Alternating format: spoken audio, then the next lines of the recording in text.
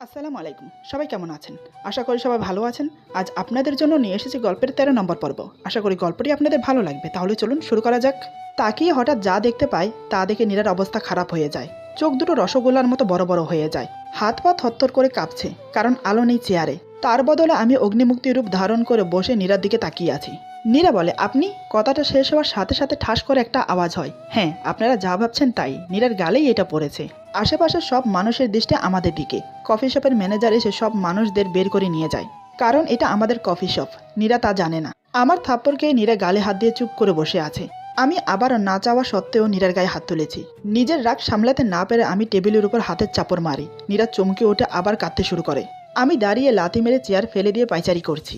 নিজেকে কন্ট্রোল করার চেষ্টা করছি, কিন্তু পারলাম না। আমি চিৎকার করে উঠে বললাম, ছেড়ে দিয়ে রেখেছি বলে তার জন্য পাখা গজিয়েছে? পাখা একদম পাখা কেটে ঘরে বসিয়ে দেব। সাহস কি করে হয় আমাকে ছেড়ে যাওয়ার কথা তুমি মাথায় নিয়ে আসো? আমি তোমাকে বলেছি না আমি বেঁচে থাকতে তোমাকে আমি আলাদা করব না? কি করতে এসেছো এখানে? হ্যাঁ, কি করতে? নিজেকে কি মনে করো তুমি? কিছু করতে গেলে আমি জানবো না? তোমার দুনিয়াটা আমার গণ্ডির মধ্যে। কোন সাহসে তুমি সকালে আমাকে কিছু না বলে এখানে এসে এত বড় সিদ্ধান্ত নিচ্ছ? কোন সাহসে? বলেই টেবিলে আবার হাত দিয়ে বাড়ি মারে। নীরা লাফিয়ে ওঠে। আমি বললাম, তুমি কি ভাবো আমাকে? হ্যাঁ, কি ভাবো? তোমার কি ধারণা আমি আলোকে ভালোবাসি? তুমি বোঝা আমার কাছে? সেটাই মনে হবার কারণ কি বলো? তোমাকে এমন কোনো কথা বলেছি নাকি কোনো মেয়েকে তোমার সামনে দিয়ে আমার ঘরে তুলেছি? বলো। নীরা চুপ করে কেঁদেই যাচ্ছে। আমি আবার বললাম, মন আমার এটা কোনো পাবলিক পেজ না যে যখন তখন কেউ আসবে আর চলে যাবে। ভালোবাসি তোমাকে আমি। তুমি বাসো আর নাইবা বাসো, আমার সাথেই তোমাকে থাকতে হবে। নীরা তারপরও চুপ। আমি বললাম, ভালোবাসো না জানি, কিন্তু এভাবে দূরে ঠেলে দিবে আমাকে? এতই অসহ্য লাগে আমাকে? এতই বিরক্ত লাগে? এখন বুঝবে না আমাকে আর আমার ভালোবাসাকে। যখন থাকবো না তখন খুঁজবে আমাকে। আমার কথা শুনে নীরা আরো জোরে কেঁদে ওঠে। নীরার কান্না আমি সহ করতে পারি না, তাই নীরাকে টেনে তুলে বুকের সাথে জড়িয়ে ধরি। নীরা আরো জোরে কেঁদে ওঠে। আমি বললাম, আরে মেয়ে, বোঝো না কেন? আমি যদি আলোকে ভালোবাসতাম তাহলে আজ আমার ঘরে আলো থাকতো, তুমি না। আলো বিগত ৩ বছর অফিসে কাজ করছে। আমি তো কোনোদিন অফিসে পা দিয়েও দেখিনি। তোমার জন্য আমি অফিসে যাওয়া শুরু করেছি। কি করে বোঝাই তোমাকে নীর পাখি বলো? নীর মিরাজের উপর অধিকার দেখাক আর না দেখাক, ভালোবাসুক আর না বাসুক, মিরাজ শুধু নীরেরই থাকবে। অনেক ভালোবাসি তোমাকে জান পাখি। নীরা চুপচাপ আমার কথা শুনছে আর কাঁদছে। আমি নীরাকে চেয়ারের উপর বসে আরেকটা চেয়ার টেনে ওর পাশে বসে পড়ি। নীরার দিকে তাকিয়ে দেখি ওর গালে পাচাগুলোর ছাপ বসে গেছে। আমি নীরার দু গালে হাত দিয়ে মুখটা উঁচু করে ধরে বললাম, খুব লেগেছে জান পাখি। নীরা কিছু বলে না। আমি বললাম, তুমি জানো আমি সব সহ করলেও তোমাকে আমার কাছ থেকে দূরে যাওয়া সহ করতে পারি না। কেন বাধ্য করো আমাকে তোমার গায়ে হাত তুলতে? নীরা কিছু বলছে না, নীরবে চোখের জল ফেলছে। আমি নীরাকে কাছে টেনে কোলের উপর বসিয়ে নেই। তারপর এক হাত দিয়ে বুকের সাথে জড়িয়ে ধরি আর অন্য হাত দিয়ে নীরার চুলের মুঠি ধরে নীরার মুখটা নিজের দিকে এগিয়ে নিয়ে আসি। এরপর দু চোখের পাতায় আলতো করে নিজের ঠোঁট ছোঁয়ালাম। নীরা নিজের চোখ বন্ধ করে নেয়, কিন্তু চোখ দিয়ে জল বেয়ে পড়তেই থাকে।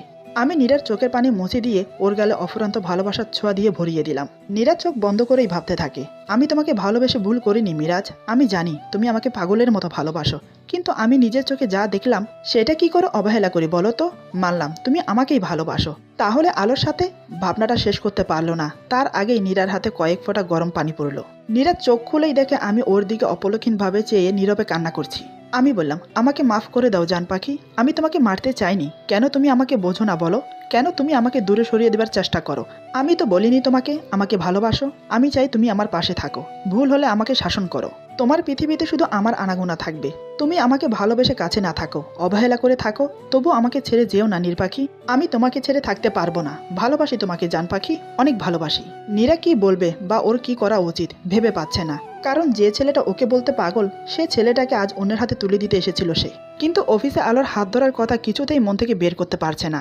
নীরা আমার কোল থেকে নামতে গেলে আমি নীরার কোমর জড়িয়ে ধরি। দু হাত দিয়ে নিজের কাছে টেনে আরো শক্ত করে জড়িয়ে ধরি। নীরার ঠোঁটে নিজের ঠোঁট ডুবিয়ে দেই। নীরা আমার হাত খামছে ধরে। বেশ কিছুক্ষণ পর আমি নীরাকে ছেড়ে দেই। আমি বললাম, নীর পাখি, আর কখনো আমাকে ছেড়ে যাবার কথা মাথাতেও আনবে না। আমি তোমাকে ছাড়া থাকতে পারবো না। চলো বাসায় চলো। নীরা বলে, একটা কথা বলবো? আমি বললাম, বলো না জান পাখি। নীরা বলে, আপনি যদি মনে করেন আমার জন্য আপনাদের কোনো সমস্যা হবে, তার জন্য আমাকে আপনি আপনার কাছে রেখে দিচ্ছেন, তাহলে আমাকে বলতে পারেন। আমি বললাম, মানে? নীরা বলে, মানে আপনার সাথে যদি আমার ডিভোর্স না হয় তো আপনি আলোকে বিয়ে করতে পারবেন না। ডিভোর্স দিতে গেলে আমার পরিবার বা আমি যদি কোনো সমস্যা করি সেজন্য আপনি আমাকে ছাড়তে চাইছেন না। তাহলে একটা কথা বলি, আপনার আমার বিয়েটা শরীয়ত মতে কাবিননামা দিয়ে হয়নি, শুধুমাত্র একটা সই দিয়ে হয়েছে। এটাকে বিয়ে বলে না। তাই যেমন একটা সই দিয়ে আমরা একসাথে আছি, তেমনি একটা সই দিয়ে আলাদা থাকতে পারবো। আর সবথেকে বড় কথা, আপনার আর আমার মধ্যে এমন কিছু হয়নি যাতে ভবিষ্যতে কোনো সমস্যা হবে। নীরার কথা শুনে আমার মুখের রং আবার পাল্টে গেল। আমি চেয়েছিলাম নিজের উপার্জনের টাকায় নীরাকে ধুমধাম করে সবার সামনে দিয়ে বিয়ে করব। নীরার থেকে নিজের অধিকারটা আদায় করব। কিন্তু নীরার কথায় আমি রেগে আগুন। আমি ওর দিকে তাকিয়ে ভাবছি, সাহস কি করে হয় তোমার আমার সামনে দাঁড়িয়ে এসব কথা বলার? কাবিননামা হয়ে বিয়ে হয়নি, আর কি বললে ওর আর আমার মধ্যে তেমন কিছুই হয়নি। ও কি ভেবেছে আমি কিছু করি না বলে সহজে অন্য কারো কাছে চলে যাবে? আমি দেখব আজকের ঘটনার পর তুমি কি করে অন্য কারো কাছে যাবার চেষ্টা করো। তোমার কথাই থাক, যেটা পরে হবার কথা ছিল সেটাই আগে হবে। এই ভেবে আমি বেরিয়ে গেলাম। নীরা চুপচাপ বসে আছে। আমি ঘন্টাখানেক পরে এসে নীরাকে কোলে তুলে নিয়ে গাড়িতে বসিয়ে দেই। তারপর সোজা কাজের অফিসের সামনে গিয়ে গাড়ি দাঁড় করাই। নীরা শুধু হাঁ হয়ে আমার দিকে তাকিয়ে আছে। আমি গাড়ি থেকে নেমে নীরাকে হাত ধরে টেনে গাড়ি থেকে নামাই।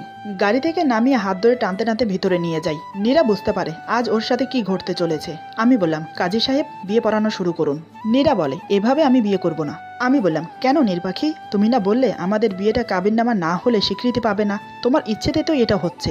রাগে কটমট করতে করতে কথাগুলো বললাম। নীরা বলে, মা বাবা মামনি বাবাই তিশা এদের বাদ দিয়ে আমি এই কাজ করতে পারবো না। আমি বললাম, আমিও সেটাই চেয়েছিলাম, কিন্তু তোমার বড্ড তাড়া আমার কাছ থেকে পালানোর। তোমাকে তো আটকাতেই হবে জান পাখি। দাঁতে দাঁত চেপে বললাম। নীরা মনে মনে বলে, আল্লাহ, এটা হবারই বাকি ছিল।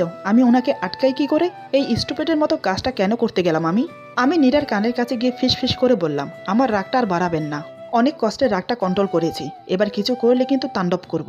আমার কথা শুনে নীরা চুপ মেরে বসে যায়। নীরা বুঝতে পারে আমাকে আর কোনোভাবেই বোঝানো সম্ভব না। বিয়ের এক পর্যায়ে নীরাকে কবুল বলতে বলা হয়, কিন্তু নীরা চুপ করে থাকে, কিছুতেই কবুল বলে না। আমি এতে আরও রেগে যাই, তাই চেঁচিয়ে উঠে বললাম, কবুল বলবে নাকি খাবে আরও 5টা কানের নিচে? আমার চিৎকার শুনে নীরা ভয়ে বলে, ক। আমি বললাম, হোয়াট দা? নীরা বলে, কবুল। তারপর সব ভালোভাবে মিটে গেল। এবার বাসায় ফেরার পালা। কিন্তু নীরা আর গাড়িতে ওঠে না, গাড়ির পাশে চুপচাপ দাঁড়িয়ে আছে। কারণ আমার রাগ এতটুকু কমেনি। আমি যে এমন একটা কাজ আবার করতে পারি নীরা কোনোদিনও ভাবেনি। নীরা মনে মনে ভাবে, এই ছেলেটা আজ আমাকে আস্ত রোস্ট বানিয়ে খাবে। আল্লাহ গো, বাঁচাও আমাকে। আমার কাজটা কি ভুল ছিল? আমার দেখার মধ্যে কি কোনো ভুল ছিল? যদি সত্যি ভুল থেকে থাকে তো আজ আমার কপালে দুঃখ আছে। আমি ওর সাথে যাব না। কি করি? হ্যাঁ, চুপচাপ কেটে পড়ি। এই ভেবে নীরা চুপচাপ কেটে পড়ে। রাস্তায় এসে রিক্সা রেখে যেই না উঠতে যাবে তখনই আমি নীরার হাত ধরে ফেলি। নীরা বলে, কোন শয়তান রাক্ষসরে আমার হাত? বলে নীরা তাকিয়ে দেখে আমি রাগী লুক নিয়ে নীরার হাত টেনে ধরে দাঁড়িয়ে আছি। নীরা বলে, আপনি? আসলে আমি আপনাকেই খুঁজছিলাম। কই গিয়েছিলেন? আমি চুপ করে আছি। নীরা ভালো করেই বুঝতে পারে ওর কথাটা আমি মোটেই বিশ্বাস করিনি। নীরা বলে, আমি পানি খাবো। আমি নীরার কথা শুনে ওর হাত ধরে গাড়ি টেনে বসিয়ে দেই। তারপর পানির বোতলের মুখ খুলে নীরার হাতে ধরিয়ে দেই। নীরা ঢকঢক করে পানি খেয়ে আমার দিকে আস্তে আস্তে তাকালো, কিন্তু আমি সে একই লুকে এখনও নীরার দিকে তাকিয়ে আছি। নীরা বলে, বাসায় যাব। আমি কিছু না বলে গাড়ি স্টার্ট করে দেই। গাড়ি আমার বাড়ির দিকে না গিয়ে বাংলোর দিকে যেতে দেখে নীরা চেঁচিয়ে ওঠে। নীরা বলে, আপনি আবার ওখানে যাচ্ছেন কেন? আমি বাসায় যাব, মামুনির কাছে। আমি ওখানে যাব না। আমি নীরার সাথে কোনো কথাই বলছি না, চুপচাপ ড্রাইভ করে যাচ্ছি। বেচারি নীরা চেঁচাতে চেঁচাতে থেমে গেল। আমি বাংলোতে ঢুকে গাড়ি থামিয়ে নীরাকে নামতে বললাম, কিন্তু নীরা চুপ করে বসে থাকে। আমি নীরাকে টেনে কোলে তুলে বাসার ভেতরে নিয়ে যাই। বাসায় এসে রুমের সামনে নীরাকে নামিয়ে দেই। হাতটা চেপে ধরে রুমটা খুলে দেই। নীরা অবাক হয়ে যায় রুমটা দেখে, কারণ পুরো রুম ফুল দিয়ে ডেকোরেশন করা হয়েছে। কেউ ফুল দিয়ে পুরো রুম ঢেকে দিয়েছে। নীরার রুমটা দেখে মনটা পুরোই ভালো হয়ে যায়। মন খুলে হাসি দিয়ে রুমে ঢুকে যায়। কিন্তু নীরা এই ফুলের ব্যাপারটা বুঝতে পারে না। নীরা ফুলগুলো নেড়ে চেড়ে ফুলের গ্রান নিচ্ছে। হঠাৎ নীরার মুখটা শুকিয়ে যায়। ও বুঝতে পারে এই ফুলের পিছে কারণ কি, আর আমার এসব করার পিছে কারণ কি। নীরা ব্যাপারটা বুঝতে পেরে দৌড়ে রুম থেকে বের হতে গেলেই আমি এক হাতে নীরার কোমর জড়িয়ে ধরে নিজের কাছে টেনে নিই, আর এক হাত দিয়ে দরজা লক করে দেই। নীরা বলে, ছাড়ুন আমাকে, প্লিজ ছাড়ুন। আমি এসবের জন্য এখনো তৈরি হইনি, আমার সময়। কথাটা শেষ করতে পারে না, তার আগেই আমি নীরার ঠোঁটজোড়া নিজের আয়ত্ত করে নিই। নীরা লাফালাফি শুরু করে দেয়। আমি নীরাকে টেনে একেবারে নিজের বুকের সাথে মিশিয়ে নিই। আস্তে আস্তে নীরার কোমর থেকে হাত নামিয়ে পেটে হাত বুলাতে থাকি। নীরা ধাক্কা দিয়ে আমাকে সরিয়ে দেয়। তারপর ঠোঁট মুছতে মুছতে রুমের দরজাতে হাত দেয়। আমি নীরাকে কোলে তুলে নিয়ে এনে বিছানার উপর শুয়ে দিই। নীরা বলে, কাজটা মোটেই ভালো করছেন না, আমার সময় লাগবে আপনাকে মেনে নিতে। আমি নীরার কোনো কথাই কানে নিচ্ছি না। নিজের শার্টটা খুলে মেঝেতে ছুঁড়ে ফেলে দেই। তারপর নীরার উপর ঝুঁকে পড়ি। নীরা উঠে যেতে চাইলে আমি নীরার দুহাত চেপে ধরি বিছানার সাথে। ওর আঙ্গুলের ফাঁকে নিজের আঙ্গুল গলিয়ে দিয়ে শক্ত করে ধরে বন্দি করে নিই। আবার নীরার ঠোঁটে কিস করতে গেলে নীরা মুখ ঘুরিয়ে নেয়। এতে আমার রাগটা অবার হয়ে যায়। হঠাৎ এক ঝটকায় নীরার বুকের উপর থেকে শাড়ির আঁচলটা সরিয়ে দেই। তারপর ব্লাউজটা একটানে ছিঁড়ে ফেলি। তাতেই নীরার ফর্সা বুকটা উন্মুক্ত হয়ে যায়। আমি এক নজর চোখ বুলিয়ে নীরার ঠোঁটে ঠোঁট মিশিয়ে দেই। আমার হাত ধীরে ধীরে নীরার পুরো শরীরে বিচরণ করতে থাকে। আমি ওর ঠোঁট ছেড়ে দিয়ে ওর গলায় কিস করি, তারপর আস্তে আস্তে ওর বুকে নিজের মুখ গুজে দেই। নীরার উপর আমার অধিকারটা পূরণ করতে ব্যস্ত হয়ে পড়ি। নীরা বাধা দিয়েও পেরে উঠছে না আমার সাথে। আমি আজ ভালোবাসা দিয়ে নীরাকে ভরিয়ে দিচ্ছি, না নিজের রাগটা কমানোর চেষ্টা করছি, সেটা নীরা বুঝতে পারছে না। নীরার দোষ একটাই, ও বারবার আমার কাছ থেকে পালানোর চেষ্টা করে। নীরা অবশেষে আমার দেওয়া এই শাস্তি সহ করতে থাকে। ও ঠিকই বুঝতে পারে বাধা দিয়েও কোনো লাভ হবে না, আমি যা করছি তা করেই ছাড়বো। অবশেষে নিজের চাহিদা মিটিয়ে নীরাকে ছেড়ে দিলাম। রাতে নীরা চুপচাপ বিছানার এক কোণে বসে কাঁদতে থাকে। নীরা মনে মনে বলে, আমি কোনোদিনও ভাবিনি তুমি এভাবে আমার সাথে এই কাজটা করবে। আমার ইচ্ছের কোনো মূল্য নেই তোমার কাছে। সবসময় নিজের রাগটাকেই প্রশ্রয় দিয়ে গেলে, আমাকে বোঝার চেষ্টা করলে না, আমার মনটাকে বোঝার চেষ্টা করলে না। এই ভালোবাসা তোমার আমার উপর। এরই মধ্যে আমি রুমে ঢুকি। আসলে বাইরে গিয়েছিলাম খাবার আনতে, কারণ আমরা আজ বাসায় যাইনি। আমি রুমে ঢুকে দেখি নীরা শাওয়ার নিয়ে চুপচাপ বসে আছে। চুলগুলো ভালো করে মোছেনি, যার কারণে চুলের পানি পরে ওর সালোয়ার কামিজ প্রায় ভিজে গেছে। আমি বললাম, নীর পাখি এভাবে বসে আছো কেন? নীরা বলে, তো কি করব, নাচবো? আমি আর কথা বাড়ালাম না, নীরাকে কোলে তুলে ওয়াশরুমে চলে গেলাম। তারপর একটা শাড়ি বের করে নীরার হাতে ধরিয়ে দিয়ে চেঞ্জ করে নিতে বললাম। নীরা বলে, আমি যেমন আছি তেমনই থাকবো, কোনো চেঞ্জ করতে হবে না। আমি ঝট করে শাড়িটা নিজের হাতে নিয়ে নেই। আমি বললাম, ঠিক আছে, তোমার চেঞ্জ করতে হবে না, আমি করিয়ে দিচ্ছি। বলেই নীরার গায়ে হাত দিতে গেলাম। তাতেই নীরা 2 পা পিছিয়ে গিয়ে বলে, আমি চেঞ্জ করছি। নীরার পেছানো দেখে আমি এক ঝটকায় নীরাকে নিজের কাছে টেনে নিই। নীরার ঠোঁটে নিজের ঠোঁট ডুবিয়ে দেই বেশ খানিকক্ষণ। পরে আমি নীরাকে ছেড়ে দেই। নীরা আর আমি দুজনে হাঁপাতে থাকি। আমি বললাম, যখনই আমার থেকে দূরে যেতে চেষ্টা করবে ঠিক তখনই এমনটাই হবে। এই কথা বলে আমি বেরিয়ে এলাম। তারপর নীরা চেঞ্জ করে বেরিয়ে এসে আবার বিছানায় গুটিসুটি মেরে বসে পড়ে। আমি খাবার 2 প্লেট বাড়তে বাড়তে নীরাকে ডাকি, জান পাখি খাবে এসো। নীরা বলে, খাবো না আমি, আপনি বেশি করে খান। আমি নীরার কথা শোনা মাত্রই একটা প্লেট সরিয়ে দেই। এরপর উঠে গিয়ে নীরাকে আবার কোলে তুলে এনে সোফায় বসিয়ে দেই। নীরা বলে, আপনি সবসময় জোর দেখাবেন আমার উপর? নিজের যেটা মনে হয় সেটাই করবেন? আমার কি নিজের ইচ্ছে বাঁচার অধিকার নেই? আমি চুপচাপ নীরার কথা শুনছি, কিছু বললাম না। খাবার নিয়ে নীরার মুখের সামনে ধরতেই নীরা মুখ ঘুরিয়ে নেয়। তখনই আমি অন্য হাত দিয়ে নীরার গলা টেনে নীরার ঠোঁটে কিস করতে শুরু করি। নীরা বারবার আমার এই ছোঁয়া সহ করতে পারে না, তাই এক ঝটকায় আমার বুকের কাছে শার্ট মুঠো করে আঁকড়ে ধরে। একটু পর আমি নীরাকে ছেড়ে দেই। আমি বললাম, জান পাখি এখন খাবারটা খাবে নাকি কিসের সময়টা আরেকটু বাড়িয়ে দেব? আমার কথা শুনে নীরা চোখ মুখ গুটিয়ে আমার হাত টেনে খাবারটা মুখে ভরে নেয়। আমি চুপচাপ খাইয়ে দিতে থাকি। আমি মনে মনে ভাবছি, নীর পাখি আমি খুব ভালো করেই বুঝতে পারছি তোমাকে রাগ দেখিয়ে বা শাসন করে আমার কাছে আটকিয়ে রাখতে পারবো না। তোমাকে আমার ভালোবাসা দিয়ে আটকিয়ে রাখবো। দেখি এবার তুমি আমার ভালোবাসা কি করে অবহেলা করো। আর বাকি থাকলো আলো, সেটা কাল দেখাবো তোমাকে। আমি নীরাকে খাইয়ে দিয়ে হাত ধুয়ে ফেললাম, নিজে খেলাম না। নীরা বলে, আপনি খাবেন না? আমি একগাল হেসে বললাম, তুমি তো আমাকে বেশি করে খেতে বললে, আমি তো বেশি খাই না, তাই আর খেলাম না। নীরা কিছু বলল না, চুপচাপ উঠে গেল। আমি গিয়ে বেলকনিতে একটা চেয়ার নিয়ে বসে পড়লাম। তারপর একটার পর একটা সিগারেট খেতে শুরু করলাম। কারণ ছেলেরা যতই হাসি খুশি থাকুক না কেন, দিনের শেষে কিছু ছেলে নিজের কষ্টটা সিগারেটের ধোঁয়ায় উড়িয়ে দেয়। নীরাকে বিয়ে করার পর থেকে আমি সিগারেট খাই না, কিন্তু আজ আর নিজেকে আটকে রাখতে পারছি না। নীরার এই অবহেলা আমি আর কিছুতেই সহ করতে পারছি না। কারণ প্রিয় মানুষদের কাছ থেকে পাওয়া অবহেলা থেকে মৃত্যু অধিক সুখের হয়। এদিকে নীরা চুপচাপ বসে আমাকে দেখে যাচ্ছে। আমার এই একটা কাজ নীরার কিছুতেই পছন্দ না। নীরার ইচ্ছে করছে আমাকে এসে ঠাস করে একটা বসিয়ে দিতে, কিন্তু নীরা কিছু করলো না, মুখ ঘুরিয়ে বসে পড়লো। কারণ আমি আজ যেটা করেছি নীরা কখনোই সেটা এভাবে করতে চায়নি। নীরা মনে মনে বলে, যা ইচ্ছে করো, আমি তোমাকে কিচ্ছু বলবো না। আমারও যথেষ্ট রাগ আছে, রাগ আমিও দেখাতে পারি, সবসময় তোমার কথা মতো চলবে না। এদিকে আমি উঠে এসে ওয়াশরুমে চলে গেলাম ব্রাশ করার জন্য।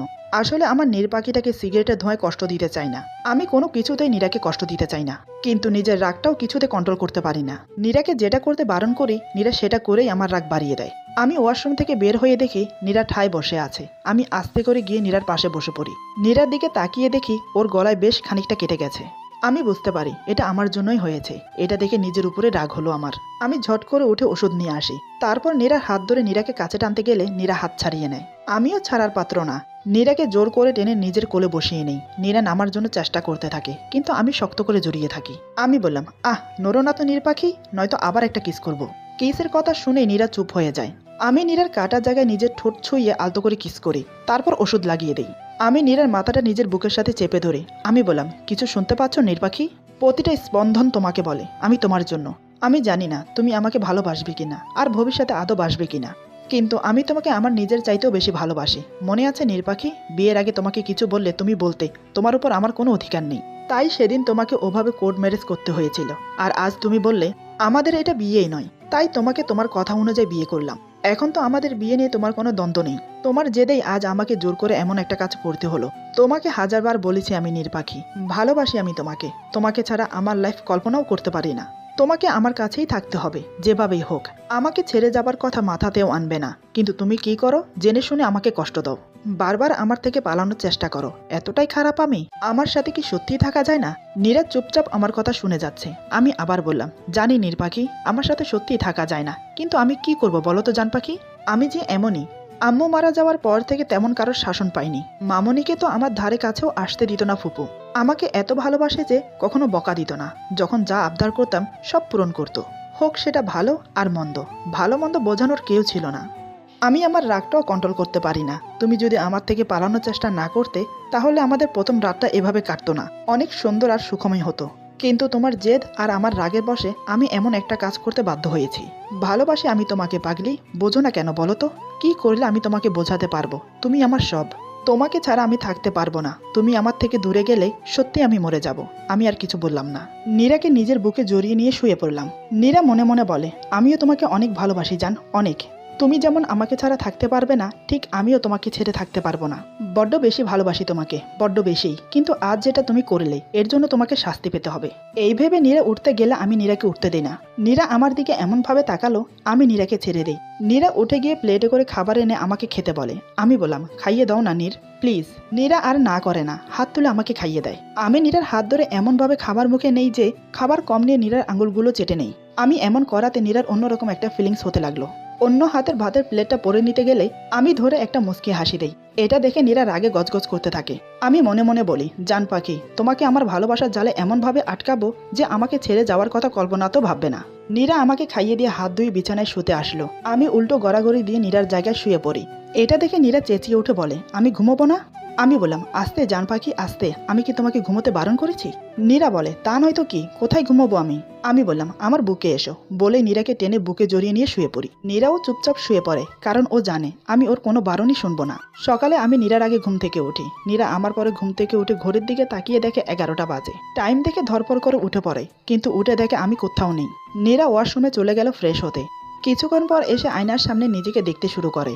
আজ অন্যরকম সুন্দর লাগছে তাকে। গলার কাটা জায়গায় হাত দিয়ে দেখছে নীরা। পুরো রুমটা দেখছে। রাত চলে গেলেও ফুলের গন্ধ একটুও কমেনি। নীরা রুম থেকে বের হয়ে দেখে আমি নাস্তা রেডি করছি। আমাকে দেখে মনে হচ্ছে আমি নিজের হাতেই রান্না করেছি। নীরা দেখেই একগাল হেসে দিল। আমি বললাম, উঠে গেছে আমার নীর পাখিটা? গুড মর্নিং আমার জান, এসো নাস্তা করে নাও। নীরা বলে, আপনি নাস্তা বানিয়েছেন? আমি বললাম, লাইফে প্রথমবার, দেখো না কেমন হয়েছে। আমি নীরাকে চেয়ার এগিয়ে দিলাম বসার জন্য। নীরা কোনো কথা না বলে বসে পড়ে। আমি নীরাকে খাবার বেড়ে দিলাম। আমি বললাম, জান তাড়াতাড়ি খেয়ে বলো তো কেমন হয়েছে। নীরা ডিম পোস্ট মুখে তুলতেই আমি নীরার মুখের দিকে তাকিয়ে আছি, নীরা খেয়ে কি বলবে তা শোনার জন্য। কিন্তু নীরা কি বলবে বুঝতে পারছে না, কারণ ডিম পোস্টের লবণে পুড়ে গেছে। সত্যিটা বলতে পারছে না। আমি প্রথমবার রান্না করেছি, তাও ওর জন্য। ভালোবাসার মানুষগুলো ভালোবেসে বিষ দিলেও খেয়ে নেওয়া যায়, কিন্তু আমি তো নীরাকে লবণে পোড়া ডিম পোস্ট দিয়েছি মাত্র। নীরা বলে, অসম্ভব ভালো হয়েছে, এমন রান্না আমি কোনোদিনও খাইনি। মুহূর্তেই আমার মুখে রাজ্য জয়ের হাসি চলে আসে নীরার কথা শুনে। নীরা বলে, আচ্ছা আর কি রান্না করেছেন দেন। আমি চিকেনের বাটিটা নীরার দিকে এগিয়ে দেই। নীরা এক টুকরো চিকেন মুখে দিয়ে মাথার চাঁদি জ্বলে যায়, কারণ এত পরিমাণ ঝাল হয়েছে বলার মতো না। কিন্তু নীরা কিছু না বলে চুপচাপ খেয়ে নেয়। নীরা বলে, আমার হয়ে গেছে, আমি ঘরে গেলাম। এই বলে রুমে চলে গেল। রুমে এসে নীরা পানি খেতে খেতে অবস্থা শেষ, চোখ মুখ লাল হয়ে গেছে। এটা বললে ভুল হবে, ফর্সা মুখ তো, তাই পুরো মুখই লাল হয়ে গেছে। ঝালের চোটে চোখের পানি ধরে রাখতে পারছে না। এমন সময় হঠাৎ আমি আসি। নীরার অবস্থা দেখে আমি যা করলাম তা নীরা কল্পনাও করতে পারেনি। আমার কাণ্ড দেখে ও বিস্ফারিত চোখে তাকিয়ে আছে। এরপর যা হলো, আজকের গল্প এখানে সমাপ্ত। গল্পের বাকি অংশ পেয়ে যাবেন আগামী পর্বে। সবাই ভালো থাকবেন, সুস্থ থাকবেন, আল্লাহ হাফিজ।